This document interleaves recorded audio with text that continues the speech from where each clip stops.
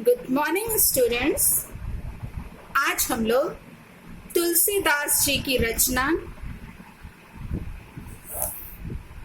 कवितावली के अयोध्या कांड में संकलित अयोध्या कांड से संकलित वन पथ पर नामक शीर्षक के अंतर्गत जो सवये दिए गए हैं उनका अध्ययन करेंगे।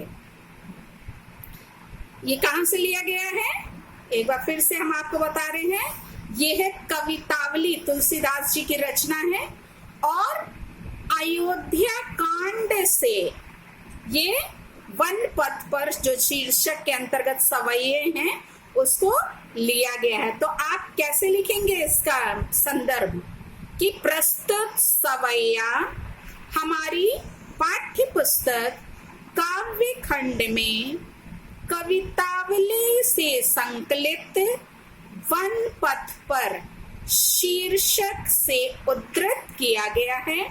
इसके रचयिता गोस्वामी तुलसीदास जी हैं। देखिए बच्चों, ये जो सवैया है, जो पद्यांश है जिसको बोलते हैं, उसमें तुलसीदास जी ने वन में जाती हुई सीता के मार्ग जनित यानी मार्ग में उत्पन्न जो थकान है उसका बहुत सुंदर वर्णन किया है। आप सब जानते हैं कि सीता जो है वो रामचंद्र जी की पत्नी है और वो महलों में रहने वाली हैं और अब इन्हें महल को छोड़ करके, अयोध्या नगरी को छोड़ करके कहाँ जाना पड़ रहा है? ये राजा दशरथ की आज्ञा के अनुसार ये लोग वन की ओर प्रस्थान कर रहे हैं। उसका बहुत सुंदर यहाँ पे तुलसीदास जी ने वर्णन किया है। लिखा है पुरते निकसी। निकसी मतलब निकली और पुर यानी कहाँ से? अयोध्या से, अयोध्या नगर से निकली। रघुबीर वधु, हाँ, रघुबीर अर्थात श्री रामचंद्र की, पुरुषोत्तम रामचंद्र की वधु यानी पत्नी सीता जी कहाँ से निकली है? अयोध्या से निकली। हाँ, वहां से गोस्वामी तुलसीदास जी कहते हैं कि जो श्री राम की पत्नी जो सीता जी हैं वो वन को जाते हुए, आप सब जानते हैं स्टोरी कि राम, लक्ष्मण और सीता जी तीनों एक साथ जो है वन की ओर प्रस्थान करते हैं, उसी का यहाँ पे वर्णन है। तो वो सीता जी वन को जाते हुए राम और लक्ष्मण के साथ अयोध्या से, नगर अयोध्या से वो क्या है, बाहर की ओर निकली। धरी धीर दय मग में डग द्वे, डग दो ही पग रखे। कहाँ पे? मग मतलब मार्ग। धरी धीर यानी धैर्य को धारण कर मार्ग में उन्होंने अभी दो ही डग रखे थे, दो ही कदम रखे। झलकी भरी भाल कनी जल की, हाँ, उनके भाल यानी मस्तक पर झलकी, झलकने लगी।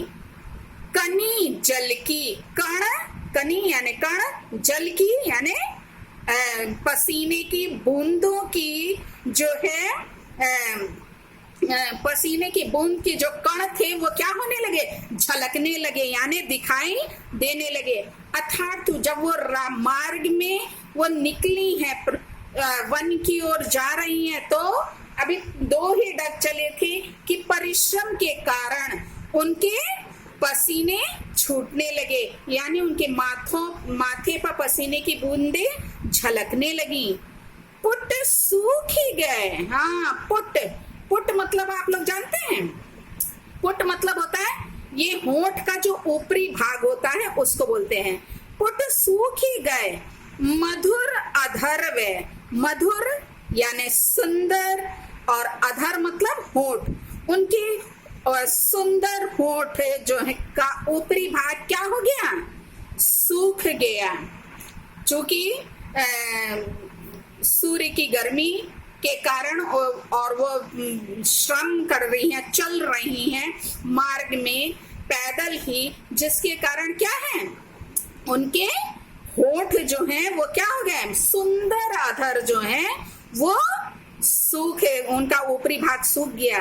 फिर बूझती हैं चलनो अब केतिक, फिर बूझती हैं अर्थात पूछती हैं कि अब और कितना अधिक केतिक यानी कितना अब और चलना बाकी है।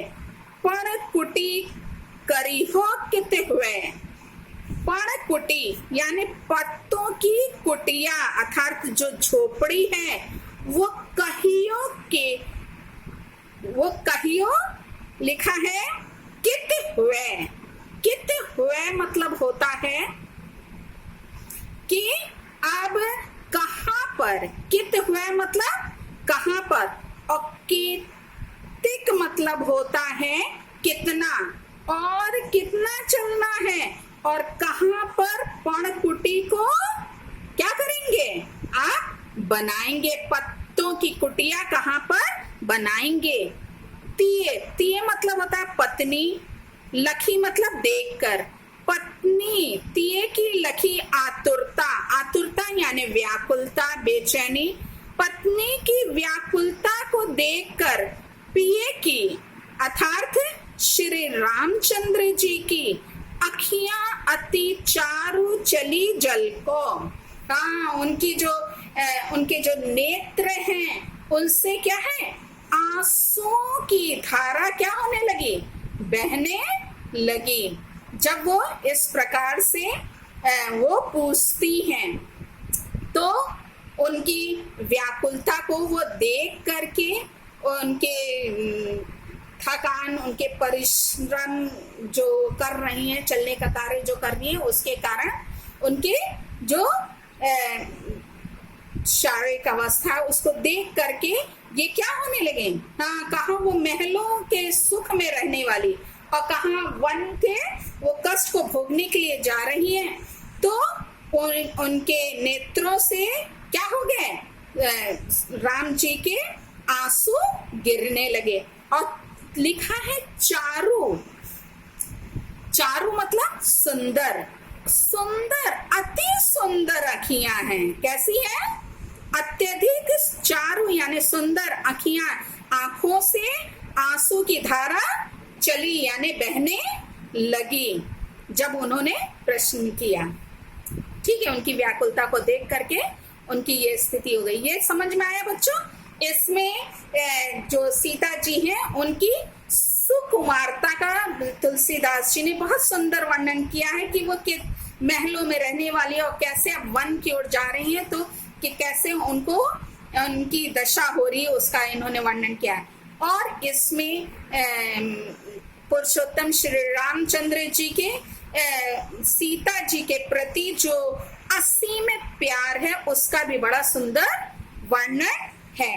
ये बच्चों इसमें भाषा जो है वो भाषा शैली आपको लिखने के लिए आएगी, ये ब्रज भाषा में लिखा गया है। इससे पहले जो हम लोग रचना पढ़े थे वो अवधी भाषा में थी और ये किस में है, ब्रज भाषा में है।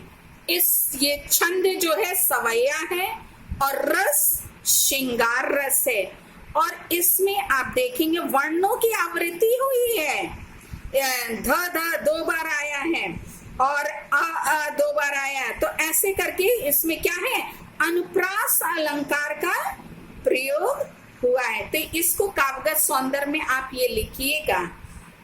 आगे हम लोग देखते हैं अगले सवैये को।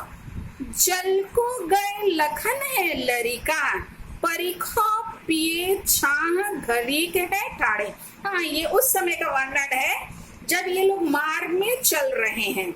सीता जी मार्ग में चलते चलते क्या है, थक जाती हैं और लक्ष्मण जो हैं वो क्या करने, जल लेने के लिए गए हैं, पीने के लिए पानी लेने के लिए गए हैं।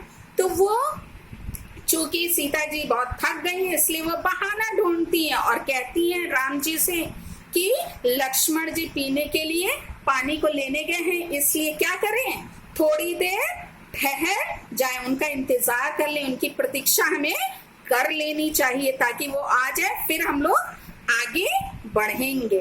देखिए क्या लिखा है, व्याख्या, जल को गए लखन है लरिका। हाँ, गोस्वामी तुलसीदास जी कह रहे हैं कि सीता जी कह रही है कि जल लेने के लिए लक्ष्मण जो हैं गए हुए हैं, और वो क्या है, लरिका है, अभी वो बालक हैं। परिखो, पिए, परिखो मतलब प्रतीक्षा करो, पिए अर्थात राम जी आप क्या करें, प्रतीक्षा करें। छा घड़ी है ठाड़े, घड़ी भर, घड़ी मतलब घड़ी भर यानी कुछ क्षण ठहर कर, छाया में, वृक्षों की छाया में कुछ क्षण ठहर कर उनकी क्या करें, प्रतीक्षा करें कि वो जब वो आ जाए तब फिर आगे की ओर हम लोग बढ़ते हैं। पोछी पसेऊ बेयारू करो।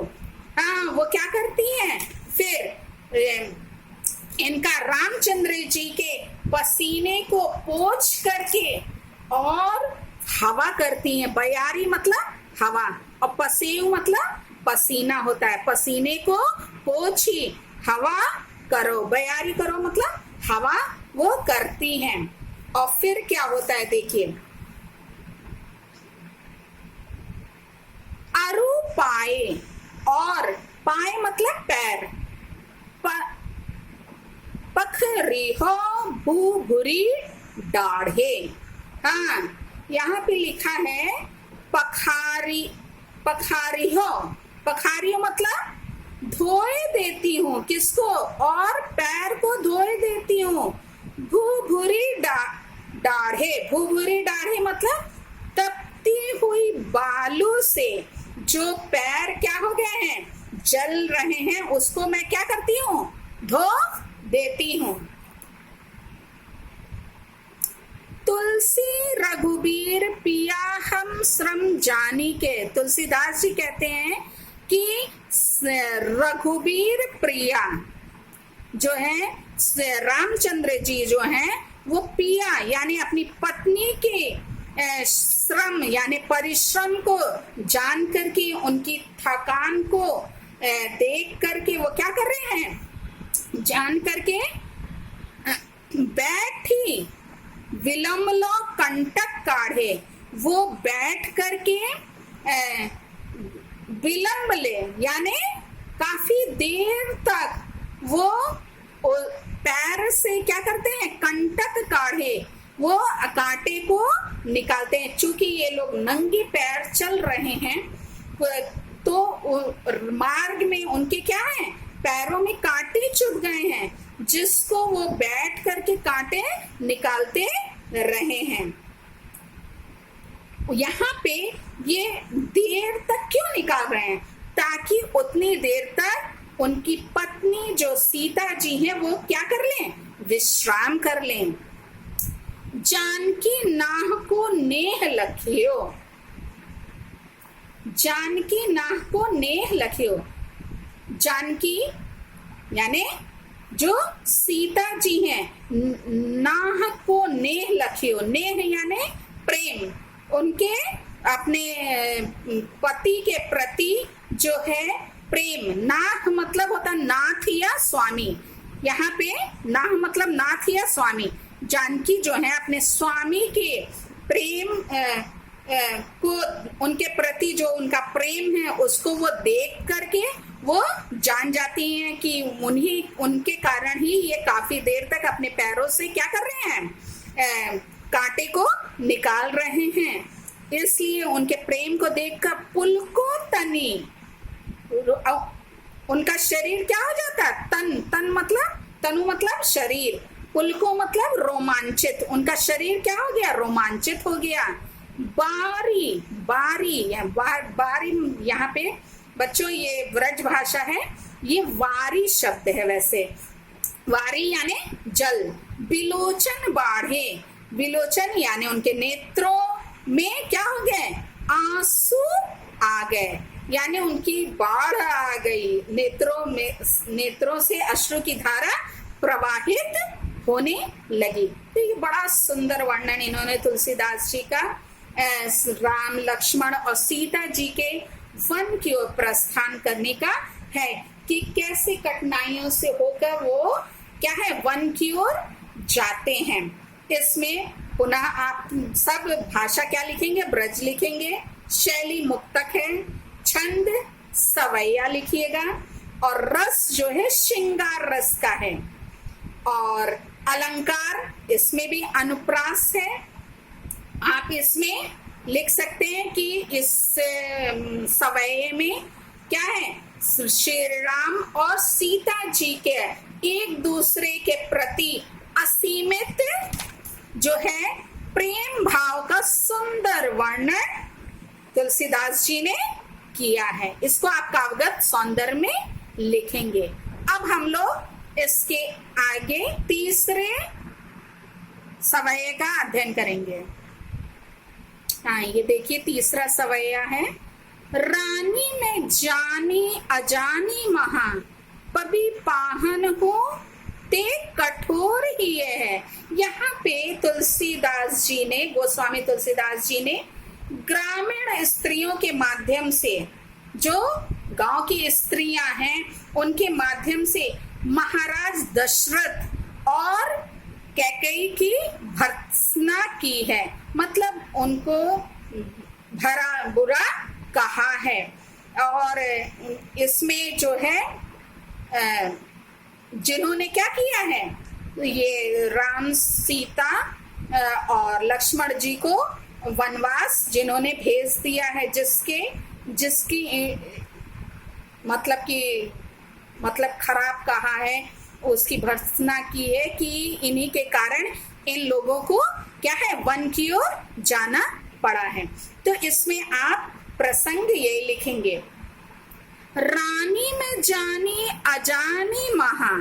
इसमें जो चूंकि ये लोग अयोध्या से वन की ओर प्रस्थान कर दिए, तो वन जब स्टार्ट हो रहा है, शुरू हो रहा है, तो वहां की जो स्त्रियां हैं, जो ग्राम वधूटियां हैं, यानी गांव में रहने वाली जो महिलाएं हैं, जो स्त्रियां हैं, वो सब क्या कह रही हैं उसका यहाँ पे वर्णन है।